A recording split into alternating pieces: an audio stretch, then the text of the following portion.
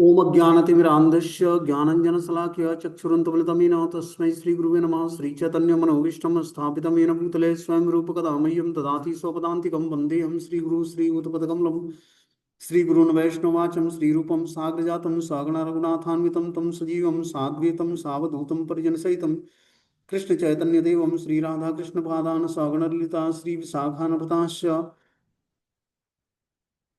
नित्यानंदम नमस्तुभ्यं प्रेमानंद प्रदायते कलु कलमस्य नाशाय जानवीपतये नमः। नमो महावदन्याय कृष्ण प्रेम प्रदायते कृष्णाय कृष्ण चैतन्य नामिने गौरद्विष नमः। नमो महावदन्याय कृष्ण प्रेम प्रदायते कृष्णाय कृष्ण चैतन्य नामिने गौरद्विष नमः। अनर्पित चरिचरात करुणावतीर्णव कलौ समर्पित उन्नतो जल स्वभक्ति श्रीम हरिपुर सुंदर गुदकदम संदीपितम सदा हृदय कंदरे स्मृतवास चिनंदनम संसार दुख जलदोपत्यस्य कामा क्रोधादीन कर्म करे कौलीकृतस्य दुर्वासना निगृतस्य इंद्रियाश्रयस्य चैतन्य चंद्रमं देहि पदावलंबम् चैतन्य चंद्रमं हृदय कुंदम विकास्यम हृदय विदेहि निश्चिंतन भृंगरंगे किंचापराधितिमिरन विद्युदूयं पादामृतं सदा पाय दुर्गतम माम आजानुलंबित भुजो गणकावदातो संकीर्तनेक पितरो कमलायताक्षो विश्वम्बरो द्विवरो युगधर्मपालो वंदे जगत्प्रियकरो करुणावतारो नमस्त्रय काल सत्याय जगन्नाथाय सुताय च स्वभृत्याय सपुत्राय सकलत्राय ते नमः। अवतीर्णो साकरुण्यो परिचिन्नो सदीश्वर श्रीकृष्ण चैतन्य नित्यानंदो द्वय भ्रातरम भजे सजयत विशुद्ध विक्रमं कनकाभ्यं कमलायते क्षणं वर्जानुनं विलंबितं खड्भुज बहुधा भक्तिरसाभिनर्तकं जयति जयतु देव कृष्ण चैतन्य चंद्रो जयति जयतु कृतस्य नित्या पवित्रं जयति जयतु भृत्यस्य विश्वेश्वमूर्ति जयति जयतु नृत्यत्व स्वरूप प्रियाणं पंचतत्वात्मकं कृष्णं भक्तरूप स्वरूपं भक्तावतारं भक्ताख्यं नमामि भक्ति शक्तिकम। हे कृष्ण करुणा सिंधु दीनबंधु जगतपतये गोपेश गोपिकांत राधाकांत नमस्तुते तप्त कांचन गौरांगे श्री राधे वृंदावनेश्वरी वृषभानुसुते देवी प्रणमामि हरिप्रिये। वाञ्छाकल्पतरुभ्यश्च कृपा सिन्धुभ्यो च पतितानां पावनेभ्यो वैष्णवेभ्यो नमो नमः। जय श्री कृष्ण चैतन्य प्रभु नित्यानंद श्री अद्वैत गदाधर श्रीवासादि श्री गौर भक्तवृंद। हरे कृष्ण कृष्ण कृष्ण हरे हरे हरे राम राम राम हरे हरे। इस क्लास के माध्यम से भगवान श्री चैतन्य महाप्रभु की परिवर्ती लीलाएं मतलब भगवान युवा अवस्था से आगे की लीलाएं जो संपन्न करते हैं उसको परिवर्ती लीलाएं बोलते हैं। जो जगन्नाथपुरी में लीलाएं जो भगवान ने संपन्न किया संन्यास ग्रहण करने के बाद, ठीक है ना। तो महाप्रभु हमने उन्हें स्टोरी सुनी थी, गुंडीचा मंदिर को धोया और साफ किया। उसका उद्देश्य क्या बताया कि हमें अपने हृदय कमल को साफ करना है जिसमें भगवान श्री राधा कृष्ण नित्य निवास करते हैं। मंदिर साफ करने का मतलब है कि हृदय की सफाई करना, और वास्तव में हृदय की सफाई होती है। देखने में झाड़ू लगाना और सफाई करना पोछा मारना मंदिर में बहुत ही सुपीरियर कार्य है, और मैं खुद वो करता था। एक दो साल नहीं, 6 साल करा मैं मंदिर की सफाई रेगुलर बेसिस में। झाड़ू पोछा लगाता था मंदिर। उससे क्या मिला मैं बता नहीं सकता। उस झाड़ू पोछे से मिला क्या, उसको शब्दों में नहीं बताया जा सकता। महाप्रभु की विशेष कृपा मिली, और वास्तव में ऐसा होता है। जो बड़े बड़े लोग साधन भजन करके प्राप्त करेंगे वो झाड़ू पोछा लगाने से प्राप्त हो जाता है मंदिर में। सारी सिद्धियां लौटती हैं चरणों में, भगवान के वैष्णव के शुद्ध भक्तों के चरणों में सारी सिद्धियां लौटती हैं।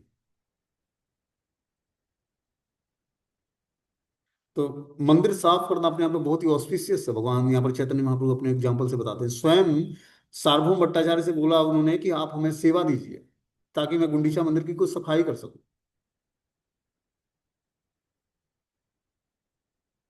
बता रहे कि सभा संगे रथ यात्रा कैला दर्शन, रथ अग्रे नृत्य करी उद्यान गमन। इसके बाद समस्त भक्तों सहित श्री चैतन्य महाप्रभु ने रथ यात्रा का दर्शन किया। चैतन्य महाप्रभु ने रथ के आगे स्वयं नृत्य किया, और नृत्य के बाद एक बगीचे में गए।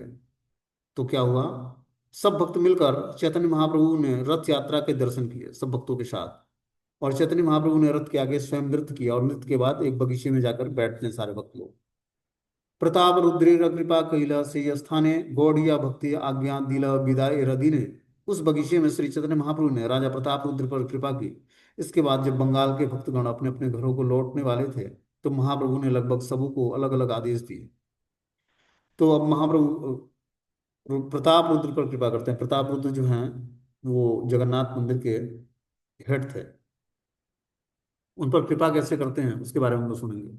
बोलते रथ यात्रा के दिन प्रातःकालीन कृत्यों से निवृत्त होकर श्रीमन महाप्रभु पांडु विजय अर्थात श्री जगन्नाथ देव बलदेव प्रभु और सुभद्रा देवी के मंदिर में चलकर रथ में आरूढ़ का दर्शन करने के लिए आए थे कि श्री जगन्नाथ श्री बलदेव और श्री सुभद्रा महारानी चलकर रथ के में आरूढ़ होते हैं।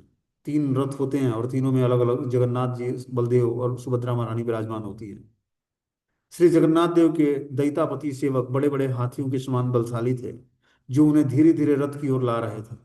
कुछ ने उनके कंधों को पकड़ रखा था, कुछ ने उनकी कमर में एक बहुत मोटी रस्सी बांधी गई थी जिसके दोनों कोनों को पकड़कर कुछ दैतापति उन्हें उठा उठाकर रथ की ओर ला रहे थे। श्री जगन्नाथ देव तो स्वतंत्र हैं, उनकी इच्छा के बिना उन्हें कोई हिला नहीं सकता है।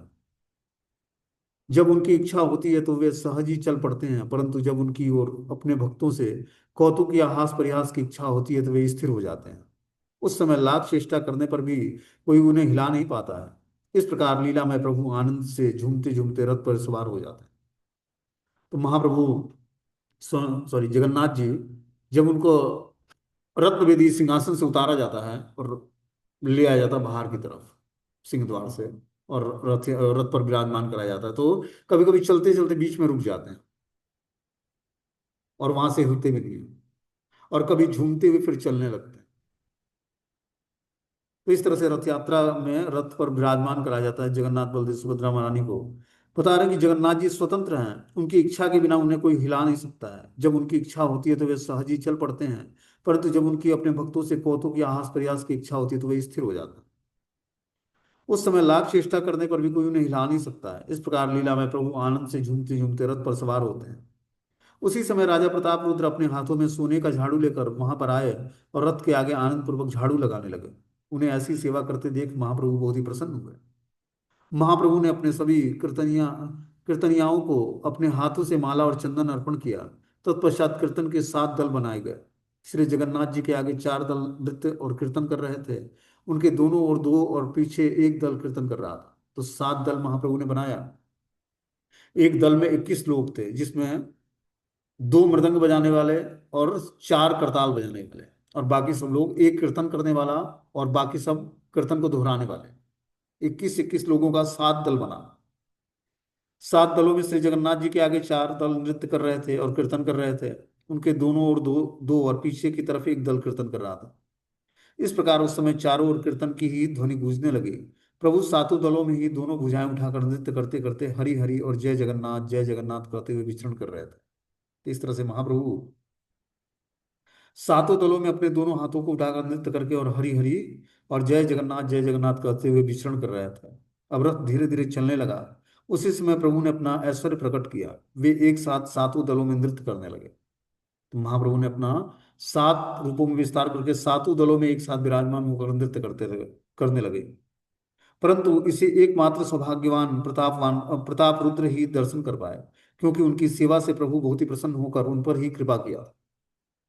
तो राजा प्रताप रुद्र को जब देखा राजा होकर और झाड़ू लगा रहा है रथ यात्रा के सामने, रथ के सामने, तो महाप्रभु बहुत ही प्रसन्न होते हैं और उनको अपना दिव्य दर्शन देते हैं कि सातों कीर्तन में कैसे महाप्रभु नृत्य कर रहे हैं। ये बस बस राजा प्रताप रुद्र को दिखा। उनकी सेवा से प्रभु प्रसन्न होकर उनको यह कृपा किया और इस प्रकार उनको दर्शन दिया। इस प्रकार प्रत्यक्ष रूप से महाप्रभु उनके प्रति उदासीन होने पर भी हृदय में उनके प्रति बहुत ही प्रीति करते थे। इस प्रकार महाप्रभु कीर्तन करते करते आनंद पूर्वक नृत्य कर रहे थे। उस समय उनके नेत्रों से अश्रुधारा गंगा यमुना की तरह प्रवाहित हो रही थी। अब श्री जगन्नाथ देव का रथ धीरे धीरे बालगंडी नामक स्थान पर पहुंचा। वहां पर श्री जगन्नाथ देव का को भोग लगाने का नियम है। नृत्य करते करते महाप्रभु भी कुछ कलांत हो गए थे। उनका सारा शरीर पसीने से लथपथ हो गया था। अतः वे निकट ही एक बगीचे में चले गए और एक वृक्ष के नीचे विश्राम करने लगे। उस समय महाप्रभु भावाविष्ट थे और नेत्र बंद करके लेटे हुए थे। उसी समय सार्वभौम भट्टाचार्य के आदेशानुसार राजा प्रताप रुद्र राजवेश त्याग करके एक सामान्य वैष्णव वेश धारण कर डरते हुए धीरे धीरे महाप्रभु के चरण सेवा करने लगे। तो बहुत लंबे समय तक महाप्रभु ने राजा प्रताप रुद्र पर कृपा नहीं किया था, क्योंकि महाप्रभु एक सन्यासी थे और राजा प्रताप रुद्र राजा थे, तो राजवेश धारण करते थे। इसलिए महाप्रभु जानते थे कि प्रताप रुद्र बहुत ही महान भक्त है हमारा, उसके बाद भी कृपा नहीं करते थे। क्योंकि वो राजवेश धारण करते थे। अब यहाँ पर वो उन्होंने रथ यात्रा के आगे झाड़ू लगाया और वैष्णव अपना राजसी वेश त्याग करके वैष्णव वेश धारण करके और महाप्रभु के चरणों को दबाने लगते हैं सार्वभौम भट्टाचार्य के आदेश से। श्रीमन महाप्रभु की चरण सेवा करते करते सार्वभौम भट्टाचार्य के निर्देशानुसार उन्होंने गोपी गीत का एक श्लोक मधुर कंठ में गाना प्रारंभ कर दिया। इस श्लोक सुनते ही महाप्रभु ने नेत्र बंद किए आनंद पूर्वक उन्हें गले से लगा लिया और बोलो बोलो कहने लगे। कुछ क्षण पश्चात महाप्रभु ने पूछा कि तुम कौन हो जिसने मुझे आनंद सागर में डुबो दिया। तो राजा प्रताप रुद्र ने चरण चापते चापते क्या करते हैं, गोपी गीत का उच्चारण करने लगते हैं और महाप्रभु फिर भावाविष्ट हो जाते हैं और उनको बाह्य चेतना शून्य हो जाती है और क्या करते हैं, राजा प्रताप रुद्र को गले लगा लेते हैं और रोने लगते हैं आनंद पूर्वक। बता रहे हैं कि बोलो बोलो और आगे बोलो। कुछ क्षण पश्चात महाप्रभु ने पूछा कि तुम कौन हो जिसने मुझे आनंद सागर में डुबो दिया है। राजा हाथ जोड़कर बोलने लगे कि मैं आपके ही सेवा सेवकों का एक तुच्छ सेवक हूँ। यह सुनकर प्रभु ने उन्हें अपना ऐश्वर्य दिखलाया और उन्हें इसे अन्य किसी से कहने के लिए निषेध किया। उसी समय महाप्रसाद आ गया। भक्त वत्सल भगवान अपने प्रिय भक्तों को बैठाकर स्वयं उसे परिवेषण करने लगे, मतलब परोसने लगे। परंतु श्री स्वरूप दामोदर ने पहले महाप्रभु को प्रसाद पाने के लिए बैठा दिया। इस प्रकार सर्वप्रथम महाप्रभु ने, तत्पश्चात भक्तों ने प्रसाद पाया। जब रथ के चलने का समय हुआ तो बहुत प्रयास करने पर भी रथ टस से मस नहीं हुआ। अतः रथ को खींचने के लिए बहुत ही से हाथियों को लगाया गया, परंतु वे भी रथ को खींचने में असमर्थ हो गए। यह बात जब महाप्रभु के कानों में पहुंची तो वे अपने भक्तों के साथ रथ के निकट पहुंच गए। उन्होंने सभी हाथियों को हटा दिया और रस्सी अपने भक्तों के हाथों में थमा दिया और स्वयं रथ के पीछे जाकर जैसे जैसे जैसे ही उन्होंने अपने सिर से रथ को ढकेला, रथ हड़हड़ करता हुआ चल पड़ा। तो रथ जो रुका हुआ था, महाप्रभु ने क्या किया, जब महाप्रभु ने सुना कि रथ रुका हुआ है, चल चल नहीं रहा है और बहुत सारे हाथी लगाए गए हैं उसको खींचने के लिए, तो महाप्रभु ने क्या किया, हाथियों को हटवा दिया और रस्सी अपने भक्तों के हाथों में थमा दिया। और महाप्रभु क्या करते हैं, सिर के बल उसको रथ को ढकेलते हैं तो रथ जो है आवाज करते हुए चल पड़ता है। भक्त लोग तो मात्र रस्सी पकड़े हुए थे परंतु रथ स्वयं ही चल चल रहा था। कुछ ही क्षणों में रथ गुंडीचा मंदिर तक पहुंच गया। महाप्रभु अपने भक्तों के साथ आंगन में कीर्तन और नृत्य करने लगे। संध्या के समय संध्या आरती का दर्शन करके प्रभु आई टोटा नामक स्थान पर आ गए। इस प्रकार से महाप्रभु की उपस्थिति में कीर्तन और नृत्य उत्सव के साथ 9 दिनों तक रथ यात्रा उत्सव संपन्न हुआ। तो इस तरह से 9 दिनों तक रथ यात्रा चला, तब जाकर वो अपने यथा स्थान पर पहुंचता है। बोलते हैं कि प्रत्यब्द आसीबे रथ यात्रा दर्शन यही छले चाहे भक्त गणे न मिलना। श्री चैतन्य महाप्रभु बंगाल के सारे भक्तों के प्रति से प्रतिवर्ष मिलते रहना चाहते थे, अतः महाप्रभु ने उन्हें आज्ञा दिया कि वे प्रतिवर्ष रथ यात्रा का दर्शन करने आए। इस प्रकार सार्वभौम घरे प्रभुर भिक्षा परिपाटी पाठी र माता है गहे याते राडी हऊ खाष्ठी। सार्वभौम भट्टाचार्य के घर पर भोजन करने के लिए श्री चैतन्य महाप्रभु आमंत्रित किए गए। तो सार्वभौम भट्टाचार्य जो है प्रबंधक थे जगन्नाथ मंदिर के। एक बार क्या करते हैं, महाप्रभु को आमंत्रित करते हैं अपने वहां भोजन करने के लिए।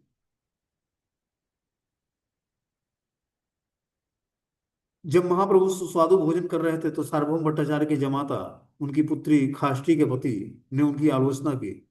इसके कारण खाष्टी की माता ने उसे श्राप दिया कि खाष्टी विधवा हो जाए। दूसरे शब्दों में उसने अपने जमाता को मर जाने का श्राप दे डाला। कि महाप्रभु भोजन कर रहे थे तो जो उनका जो दामाद था सार्वभौम भट्टाचार्य का, वो आलोचना कर रहा था महाप्रभु का कि सन्यासी होकर कितना भोजन करते हैं। तो इस पर जो है सार्वभौम भट्टाचार्य की जो पत्नी होती हैं वो श्राप दे देती कि हमारी पुत्री जो है विधवा हो जाए, ऐसा जमाता किसी का ना हो।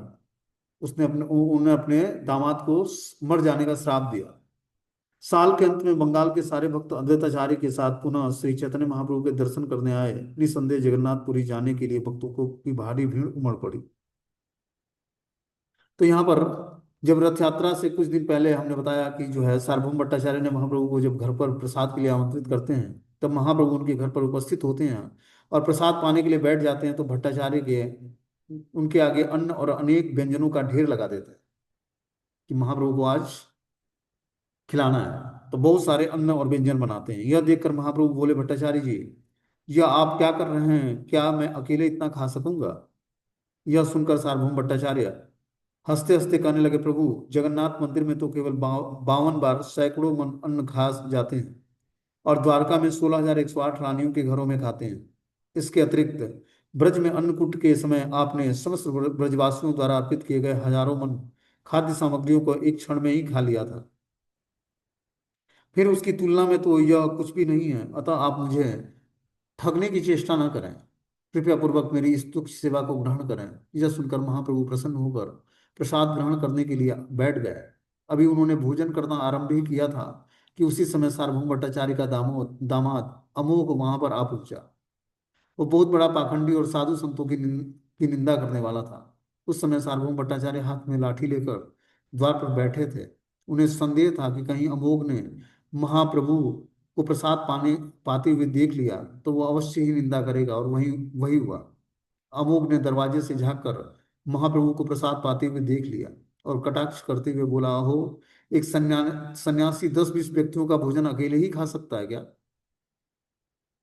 यह तो बड़े आश्चर्य की बात है। यह सुनकर जैसे ही सार्वभौम भट्टाचार्य उसे मारने के लिए उसकी ओर लपके तो वह जल्दी से वहां से भाग खड़ा हुआ। अतः भट्टाचार्य क्रोधित होकर उसे अभिशाप देने लगे। सार्वभौम भट्टाचार्य की पत्नी भी महाप्रभु की परम भक्त थी। वह रोते रोते दोनों हाथों में अपनी छाती पीटते हुए बार बार कहने लगी कि मेरी लड़की खाष्टी विधवा हो जाए तो बहुत अच्छा होगा। मेरी लड़की खाष्टी विधवा हो जाए तो बहुत ही अच्छा होगा। कई बार इस बातों को रटने लगी। उन दोनों को इस प्रकार दुखी और विलाप करते हुए देखकर महाप्रभु का हृदय द्रवित हो गया। उन्हें प्रसन्न करने के लिए प्रभु ने उनकी इच्छानुसार भरपेट प्रसाद ग्रहण किया। तत्पश्चात सार्वभौम भट्टाचार्य ने उन्हें आचमन कराया और महाप्रभु के चरणों में गिरकर कहने लगे, प्रभु, आप मेरा अपराध क्षमा कर दें। मैंने आपको अपने घर में बुलाकर आपका घोर अपमान कराया है। श्रीमद महाप्रभु कहने लगे, भट्टाचार्य जी, अमोघ ने मेरी निंदा नहीं की, बल्कि उसने तो सत्य कहा है। इसमें कोई अपराध नहीं है। ऐसा कहकर प्रभु अपने निवास स्थान की ओर चल पड़े। सार्वभौम भट्टाचार्य प्रभु को छोड़ने के लिए उनके साथ गए। प्रभु के निवास स्थान पर पहुंचकर वे महाप्रभु के चरणों में को पकड़कर रोने लगे। प्रभु ने उन्हें सांत्वना प्रदान कर वापस भेज दिया। अपने घर आकर वे पत्नी से कहने लगे कि आज मैंने जिसके मुख से अपने प्राणनाथ की निंदा सुनी है, यदि मैं उसकी हत्या कर दूं या स्वयं आत्महत्या कर लूं, तभी मेरे प्रायश्चित होंगे, अपराधों का प्रायश्चित होगा। परंतु मैं यह दोनों ही कार्य नहीं कर सकता, क्योंकि अमुक ब्राह्मण है और मैं भी ब्राह्मण हूँ। अतः मैं आज उस दुष्ट का परित्याग कर रहा हूँ। ऐसा कहकर पुत्री खाष्टी से बोले, बेटी, तेरा पति पतित हो चुका है, अतः तू उसका परित्याग कर दे, क्योंकि अभक्त और नास्तिक पति को त्याग करना ही उचित होता है। उस रात अमोघ भय के कारण घर नहीं गया। प्रातः काल जब वो घर आया तो उसे हैजा हो गया था। यह सुनकर भट्टाचार्य कहने लगे, अच्छा हुआ, जो काम में स्वयं नहीं कर पाया वह स्वयं ही हो रहा है। यदि यह मर ही जाए तो अच्छा होगा। भगवान के चरणों में अपराध कर कोई कुशलता पूर्वक कैसे रह सकता है? तो अमोघा को हैजा हो जाता है। हैजा के कारण वो बीमार पड़ जाता है और मरने के कगार पे आ जाता है। तो सार्वभौम भट्टाचार्य बोलते हैं कि जो काम मैंने नहीं कर पाया वो काम स्वयं हो गया। यदि यह मर भी जाए तो बहुत ही अच्छा होगा, क्योंकि इसने भगवान के चरण कमलों में अपराध किया है। दोपहर के समय जब महाप्रभु को यह समाचार मिला तो वे तुरंत वहां पर आ गए और अमोघ की छाती पर अपने हाथ रखकर कहने लगे, ब्राह्मण तो स्वभाव से सरल और निर्मल होता है, परंतु तुमने अपने हृदय में ईर्ष्या रूपी चांडालिनी को क्यों बैठा रखा है? अमोघ, उठो और कृष्ण नाम कीर्तन करो। अति शीघ्र ही भगवान तुम पर कृपा करेंगे। उसी क्षण अमोघ कृष्ण कृष्ण कहता हुआ उठ खड़ा हुआ और प्रेम में उन्मत्त होकर नृत्य करने लगा। कुछ क्षण पश्चात श्रीमद महाप्रभु ने श्री चरणों को पकड़कर निवेदन करने लगा, हे दयामय प्रभु, आप मुझे क्षमा करें। मैंने अपने इस घृणित मुख से आपकी निंदा की है। ऐसा कहकर वो अपने गालों और मुखों को अपने हाथों से पीटने लगा। उसकी ऐसी दशा देखकर प्रभु ने उसे गले से लगाया और सार्वभौम भट्टाचार्य से कहा कहने लगे कि सार्वभौम जी, यह अमोघ एक तो बालक है, अतः आप इसे क्षमा कर दीजिए। यह सुनकर सार्वभौम भट्टाचार्य प्रभु उनके चरणों में गिर पड़ते हैं। इस तरह से महाप्रभु ने अमोघ अमोघा पर बहुत ही विशेष कृपा किया, उसको अपनी भक्ति का दान प्रदान किया। वो महाप्रभु का निंदक था, लेकिन महाप्रभु ने उसको क्या किया, उसको कृपा से आप्लावित कर दिया। वो भी कृष्ण उच्चारण करने लगा, कृष्ण कृष्ण का कर नृत्य करने लगा और प्रेम में उन्मत्त हो गया।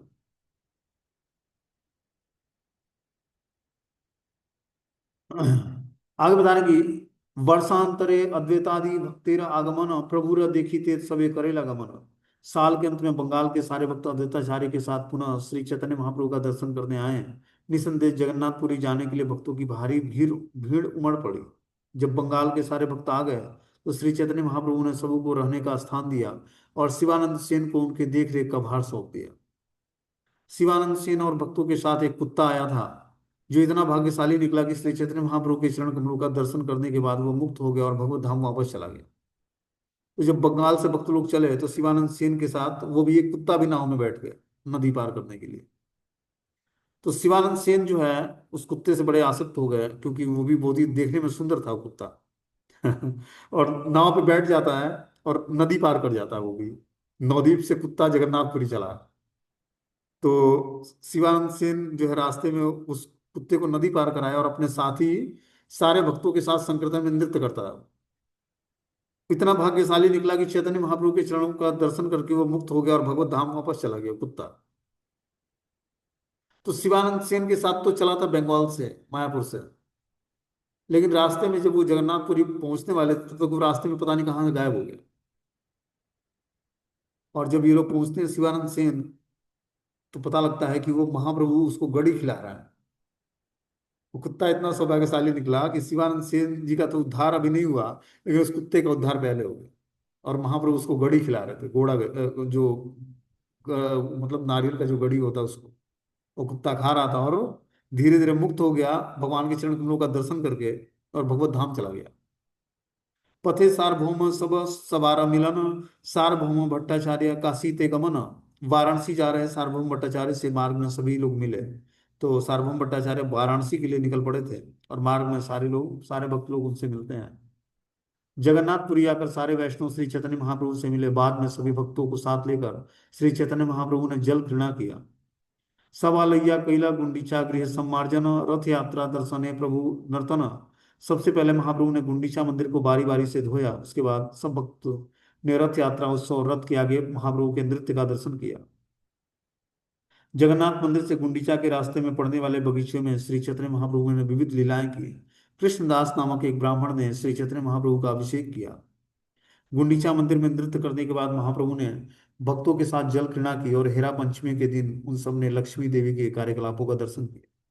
तो हेरा पंचमी नामक एक उत्सव मनाया जाता है, उसमें लक्ष्मी देवी का क्या क्रियाकलाप होता है उसका सभी भक्तों ने दर्शन किया हेरा पंचमी का।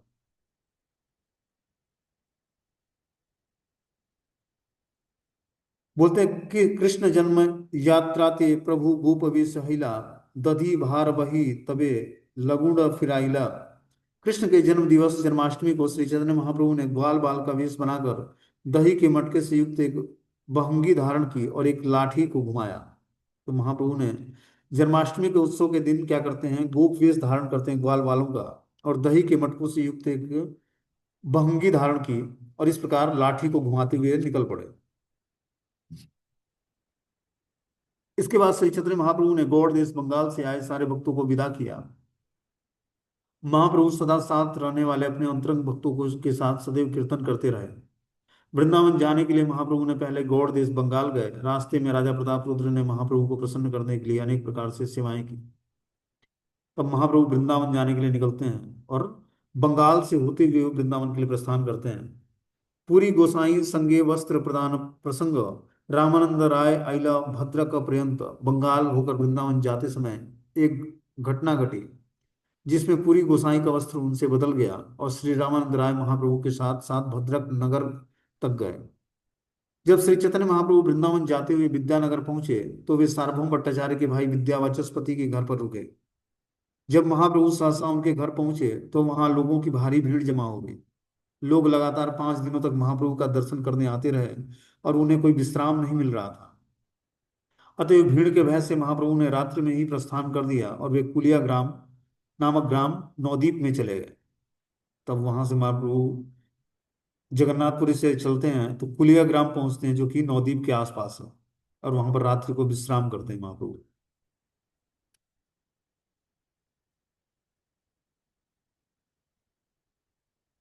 बोलते हैं कि चैतन्य भागवत में दिए गए कथनों के साथ लोचन दास ठाकुर के विवरण का विचार किया जाए तो स्पष्ट है कि आज का नवद्वीप पहले कुलिया ग्राम कहलाता था। जो आज नवद्वीप धाम है वो पहले कुलिया ग्राम कहलाता था। पुलिया ग्राम में ही श्री चैतन्य महाप्रभु ने देवानंद पंडित पर कृपा की और गोपाल चपल तथा अन्य कई लोगों का उद्धार किया, जिन्होंने पहले महाप्रभु के चरण कमलों के प्रति अपराध किए थे। उन दिनों विद्यानगर में पुलिया ग्राम जाने के लिए गंगा नदी की एक शाखा को पार करना होता था। ये सारे पुराने स्थान आज भी विद्यमान हैं।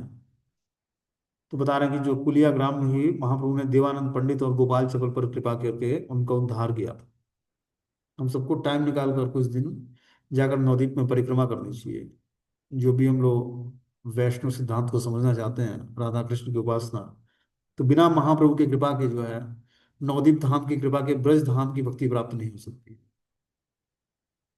जब तक हम नवदीप मंडल परिक्रमा नहीं करेंगे, महाप्रभु के गौर भक्तों का संग नहीं करेंगे, गौड़िया गौड़िया मतलब जो बंगाली भक्त हैं, वहां पर मधुरता का अनुभव होता है कि वास्तव में कृष्ण भक्ति मधुर है। तब जाकर उसके अंदर माधुरी भक्ति का उद्घाटन होता है, ऐसे ही नहीं होता है। जो बंगाली भक्त हैं जब वो गाते हैं अपने मुंहों से भगवान का गुणगान करते हैं, ठीक है ना, ग्लोरीफाई करते हैं, उनमें जो सेवा भावना है भक्तों की या भगवान के प्रति जो सेवा भावना है, बहुत ही अच्छे तरीके से वो भगवान के लिए कुकिंग करते हैं और जो है अच्छे तरीके से भजन गाते हैं। वास्तव में जो बंगाली भक्त है बहुत अच्छे तरीके से राधा कृष्ण की सेवा करते हैं और चैतन्य महाप्रभु की, और बहुत ही प्रीति पूर्वक जो है भजन गाते हैं उनके लिए। पता ही नहीं लगता कब परिक्रमा समाप्त हुई और कब शुरू हुई। ये ऐसा वातावरण होता है, और जिससे लगता ही नहीं कि कोई अनजान जगह पे आया व्यक्ति। धाम है लेकिन बहुत ही ऑस्पिशियस, बहुत ही शुभ है, और बहुत ही क्या बोलते हैं सात्विक वातावरण होता है, क्योंकि चारों तरफ से गंगा नदी से घिरा हुआ है। नवद्वीप है ये टापू की तरह, चारों तरफ से गंगा नदी घेरे हुई है उसको, और बीच में नवद्वीप धाम है। वहां पर कुछ भी बोया जाता तो तुलसी उग जाती है। खेती होती गेहूं की और बोया जाता गेहूं, उगती तुलसी उसमें। ऐसा दिव्य दिव्य धाम है वो। बोलते कुलिया ग्राम में महाप्रभु का आगमन सुनकर हजारों लाखों लोग उनका दर्शन करने आए। कुलिया ग्राम में कैला देवानंदेर प्रसाद गोपाल विप्रेर क्षमा इला श्रीवास अपराध। इस प्रकार इस समय श्री चैतन्य महाप्रभु ने जो विशेष कार्य किए उसमें देवानंद पंडित पर कृपा करना और गोपाल चपल नामक ब्राह्मण जिसे श्रीवास ठाकुर के चरण कमलों के प्रति अपराध किया था उसको क्षमा प्रदान करना मुख्य है। तो हमने गोपाल चपल नामक ब्राह्मण को महाप्रभु ने क्षमा कर दिया। उसको कुष्ठ हो गया था क्योंकि उसने श्रीवास ठाकुर के प्रति अपराध किया था। और महाप्रभु किस तरह उससे बोलते हैं कि आप जाकर श्रीवास ठाकुर से माफी मांगी और फिर उसको क्षमा दान करते हैं। बोलते हैं अनेक नास्तिक और निंदक भी आए और महाप्रभु के चरण कमलों में गिर पड़े और महाप्रभु ने उन्हें क्षमा करके उनको कृष्ण प्रेम प्रदान किया। जैसे बौद्धिक भक्त, बौद्धिक जो लोग थे वो भी आकर महाप्रभु की निंदा करने लगते हैं और उन पर भी कैसे कृपा करते हैं महाप्रभु, और वो भी भगवान के भक्त बन जाते हैं, शरणागत हो जाते हैं। फिर नृसिंहानंद ब्रह्मचारी ने सुना कि चैतन्य महाप्रभु वृंदावन जा रहे हैं, तो अत्यंत प्रसन्न हुए और मन ही मन उस मार्ग को सजाने लगे। तो महाप्रभु के एक नित्य सिद्ध पार्षद हैं जिनका नाम है नृसिंहानंद ब्रह्मचारी। जब उन्होंने सुना कि भगवान श्री चैतन्य महाप्रभु बंगाल से होकर और जो है वृंदावन के लिए जा रहे हैं, तो उन्होंने मन ही मन उस मार्ग को सजाने लगते हैं, मानसिक रूप से उस मार्ग को सजाने लगते हैं जिस पर महाप्रभु चल के वृंदावन जाएंगे। सर्वप्रथम नरसिंहानंद ब्रह्मचारी ने पुलिया नगरी से शुरू होने वाली एक चौड़ी सड़क का चिंतन किया। उन्होंने पुनः उस सड़क को रत्नों से सजाया और उसके ऊपर डंठल रहित फूलों की एक सेज बिछाई। उन्होंने मन ही मन सड़क के दोनों किनारों पर बकुल पुष्प के वृक्षों से सजाए और बीच बीच में दोनों ओर दिव्य सरोवर निर्मित किए। इन सरोवरों में स्नान करने के घाट रत्नों से बने थे जिसमें कमल के फूल खिले हुए थे। तरह तरह के पक्षी चहचहा रहे थे और सरोवरों का जल अमृत के समान था। पूरी सड़क पर नाना प्रकार की शीतल हवा बह रही थी जो विविध फूलों की सुगंध से लदी थी। वे इस सड़क को कनाई नाट्यशाला तक बनाते हुए ले गए। इस प्रकार वो मानसिक रूप से जो है नृसिंहानंद ब्रह्मचारी उस मार्ग को सजाते जिस मार्ग पर महाप्रभु चलकर आगे वृंदावन जाएंगे। नृसिंहानंद ब्रह्मचारी अपने मन में कनाई नाट्यशाला के आगे सड़क नहीं बनाई। उनकी समझ में नहीं आ रहा था कि पूरी सड़क क्यों नहीं बन पा रही है, अतः वे चकित थे। उसके बाद उन्होंने विश्वास पूर्वक भक्तों से बताया कि इस बार श्री चैतन्य महाप्रभु वृंदावन नहीं जाएंगे। उधर श्री नृसिंहानंद ब्रह्मचारी ने श्री चैतन्य महाप्रभु के बड़े बड़े भक्त थे। अतः जब उन्होंने सुना कि महाप्रभु कुलिया से वृंदावन जा रहे हैं तो भौतिक धन न होने पर भी अपने मन के भीतर उनके लिए एक आकर्षक मार्ग बनाने लगे जिससे होकर महाप्रभु जा सके।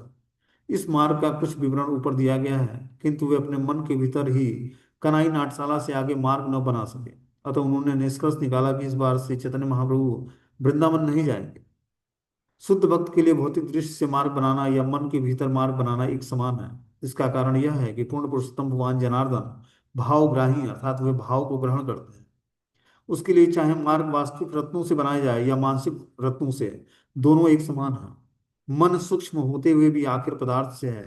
अतः कोई भी मार्ग, चाहे वह स्थूल पदार्थ का हो या सूक्ष्म पदार्थ का, यदि भगवान की सेवा के लिए है तो भगवान उसे समान रूप से स्वीकार करते हैं। भगवान तो भक्त के भाव को ग्रहण करते हैं, अतः देखते हैं कि वह सेवा के लिए कितना तत्पर है। भक्त को छूट रहती है कि वे चाहे स्थूल पदार्थ या सूक्ष्म पदार्थ से भगवान की सेवा करे। महत्वपूर्ण बात यह है कि यह सेवा पूर्ण पुरुषोत्तम भगवान से संबंधित हो।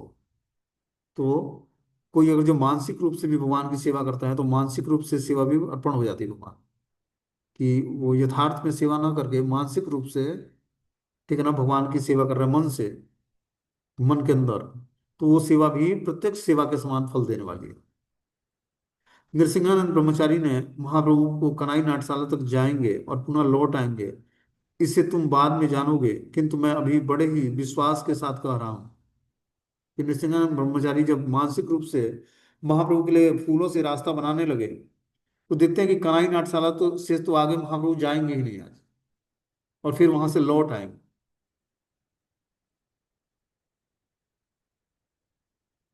जब श्री चैतन्य महाप्रभु पुलिया से वृंदावन की ओर चलने लगे तो हजारों लोग उनके साथ थे और ये सारे भक्त थे। श्री चैतन्य महाप्रभु जहां जहां गए वहीं असंख्य लोगों की भीड़ उनका दर्शन करने आई। दर्शन करने पर उनका सारा दुख और शोक दूर हो गया। जहां जहां महाप्रभु के चरण कमल भूमि पर पड़े थे, लोग तुरंत आकर वहां की धूली लेने लगे।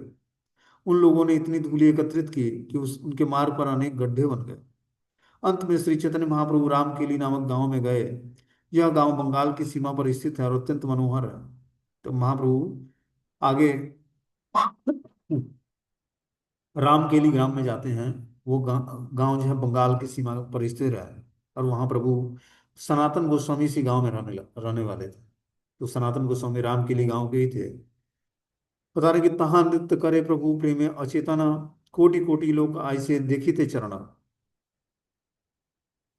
रामकेली ग्राम में संकीर्तन करते समय महाप्रभु नृत्य करते और कभी कभी भगवत प्रेमावेश में अपनी चेतना खो देते थे। रामकेली ग्राम में असंख्य लोग उनके चरण कमलों का दर्शन करने के लिए आए। गौड़ेश्वर यमन राजा प्रभाव सुनिया, कहिते लागिला किछु विस्मय हैया, विस्मित हैया। जब बंगाल के मुसलमान राजा ने सुना कि श्री चैतन्य महाप्रभु के प्रभाव से असंख्य लोग आकृष्ट हो रहे हैं तो अत्यंत विस्मित हुआ और इस प्रकार कहने लगा। तो बता रहे हैं कि उस समय बंगाल का मुसलमान राजा नवाब हुसैन शाह बादशाह था। पहले भारत की राजधानी बंगाल हुआ करती थी, कोलकाता। और उस समय शासक था राजा नवाब हुसैन शाह, बादशाह था। बिना कुछ दान दिए जिस व्यक्ति का इतने लोग अनुसरण कर रहे हो, वह निश्चय ही ईश्वर का दूत है। मैं निश्चित रूप से ऐसा समझ सकता हूँ। उस मुसलमान राजा ने अपनी मजिस्ट्रेट को आदेश दिया कि इस हिंदू ईश्वर के दूत को ईर्ष्यावश मत करना, यह जहां भी जो कुछ चाहे उसे करने दिया जाए। तो मुसलमान राजा जो था, उसने अपने काजी मजिस्ट्रेट को आदेश दिया कि ये ईश्वर का दूत है और इसको ईर्ष्यावश मत करना, ये जहां जो कुछ करना चाहता है उसको करने देना। बोलते हैं एक मुसलमान राजा तक श्री चैतन्य महाप्रभु को ईश्वर के दूत के दिव्य पद पर स्थिर जान गया था। अतः उसने अस्थाई काजी को आदेश दिया कि वो उन्हें तंग न करे, अपितु उन्हें इच्छानुसार कार्य करने दे। जब मुसलमान राजा ने अपने सहायक केशव छत्री से श्री चैतन्य महाप्रभु के प्रभाव के बारे में जानना चाहा तो उसने महाप्रभु के बारे में सब कुछ जानते हुए भी बात टालने के लिए चैतन्य महाप्रभु के कार्यकलापों को कोई महत्व नहीं दिया। जब केशव छत्री ने श्री चैतन्य महाप्रभु के विषय में पूछा गया तो वह कूटनीतिज्ञ की भांति बात करने लगे। यद्यपि वो उनके विषय में सब कुछ जानता था, किंतु उसे भय था कि कहीं मुसलमान राजा महाप्रभु का शत्रु न बन जाए। अतः उसने महाप्रभु के कार्यों को कोई प्रधानता नहीं दी, जिससे मुस्लिम राजा उन्हें एक सामान्य व्यक्ति समझकर किसी प्रकार का कष्ट न पहुंचाए। इसलिए कि ये मुस्लिम राजा है, ये कहीं हमारे भगवान को कोई कष्ट न दे, इस कारण से उन्होंने ऐसा किया कि बातों को टाल दिया। भिखारी सन्यासी करे तीर्थ पर्यटन, तारे देखी बारे ऐसे दुई चारी जन। केशव छत्री ने मुसलमान राजा को बताया कि चैतन्य महाप्रभु एक सन्यासी हैं, जो विभिन्न तीर्थस्थलों की यात्रा कर रहे हैं, अतः कुछ एक लोग ही उन्हें देखने आते हैं। केशव छत्री ने कहा कि आपका मुसलमान सेवक ईर्ष्यावश उनके विरुद्ध षड्यंत्र कर रहा है। मेरे विचार से उनके अधिक रुचि लेना आपके लिए लाभप्रद नहीं होगा, प्रत्युत इससे नुकसान ही होगा। तो जो केशव छत्री थे, उन्होंने उस मुसलमान सेवक को बताया कि ये ईर्ष्यावश उनके विरुद्ध कुछ षड्यंत्र कर रहा है, और मेरे विचार से इसमें वो अधिक रुचि ले रहा है, ये उसके लिए लाभप्रद नहीं है बल्कि नुकसानदायक है।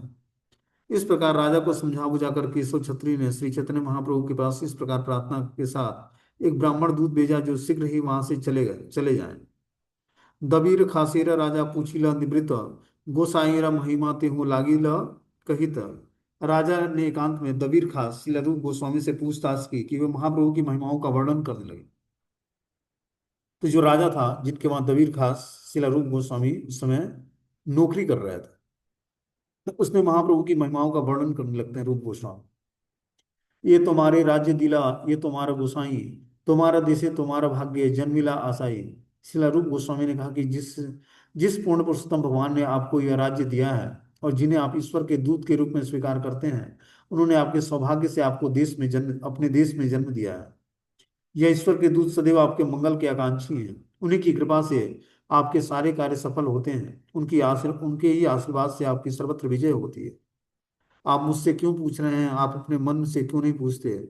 आप जनता के राजा होने के कारण पूर्ण पुरुषोत्तम भगवान के प्रतिनिधि हैं, अतएव आप इसे मुझसे अधिक अच्छी तरह समझ सकते हैं। इस प्रकार श्रील रूप गोस्वामी ने राजा को बताया कि उनका मन श्री चैतन्य महाप्रभु को जानने का एक साधन है। उन्होंने राजा को विश्वास दिलाया कि उनके मन में जो भी आए उसे ही प्रमाण माना। राजा ने उत्तर दिया कि मैं श्री चैतन्य महाप्रभु को पूर्ण पुरुषोत्तम भगवान मानता हूँ, इसमें कोई संदेह नहीं है। रूप गोस्वामी के साथ इस प्रकार बातचीत के बाद राजा अपने अंतःपुर में चला गया। तब से रूप गोस्वामी भी अपने घर लौट आए। इस प्रकार राजा जो है रूप गोस्वामी से डिस्कस करता है महाप्रभु के बारे में जानने के लिए। और रूप गोस्वामी ने बताया महाप्रभु के बारे में कि ये स्वयं साक्षात पूर्ण पुरुषोत्तम भगवान है, और वो राजा इस बात को स्वीकार करता है, जबकि राजा मुसलमान होता है। अब आगे जो है महाप्रभु दबीर खास और साकर मलिक पर कृपा करते हैं और उनको मंत्र दीक्षा देते हैं। यही आगे चलकर शिला रूप और सनातन गोस्वामी होते हैं। इसकी लीलाएं हम लोग कल पढ़ेंगे।